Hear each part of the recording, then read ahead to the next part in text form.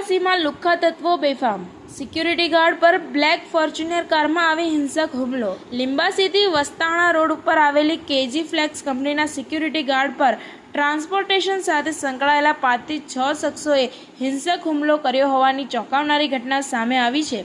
માહિતી મુજબ કંપનીમાં મટીરીયલ લેવા આવેલા આઈસર ડ્રાઈવરને સિક્યુરિટી દ્વારા ચેકિંગ દરમિયાન દારૂની હાલતમાં હોવાના કારણે બહાર રોકવામાં આવ્યો હતો।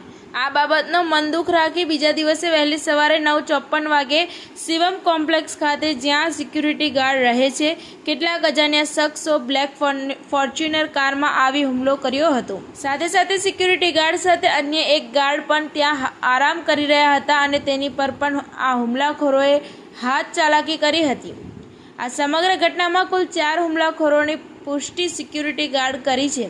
ભરત કરશનભાઈ ભરવાડ રહે બીડજ, જિલ્લો ખેડા, સુરેશભાઈ ભરવાડ, સુનિલ અને રણછોડ ભરવાડ નામ આવ્યા છે। જાણે આ હુમલાખોરોને કોઈનો ભય જ ન હતો એવા દ્રશ્યો સીસીટીવીમાં કેદ થયા છે। સાથે આ સીસીટીવીના ઓડિયો પણ વાયરલ થયા છે। તેમાં સ્પષ્ટપણે દેખાઈ રહ્યું છે કે આ સિક્યુરિટી ગાર્ડ પર કેવી રીતે હુમલો કર્યો હતો। આ ગાર્ડની બૂમોથી આખા કોમ્પ્લેક્સના તમામ દુકાનદારો બહાર આવી ગયા હતા। હુમલામાં સિક્યુરિટી ગાર્ડને ઈજા પહોંચતા 108 મારફતે તેમને ચરોતર હોસ્પિટલ ખેડા ખાતે સારવાર માટે ખસેડાયા છે।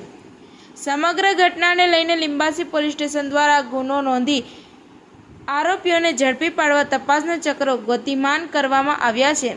આ ઘટનાથી સમગ્ર પંથકમાં ભય અને ચર્ચાનો માહોલ ફેલાયો છે।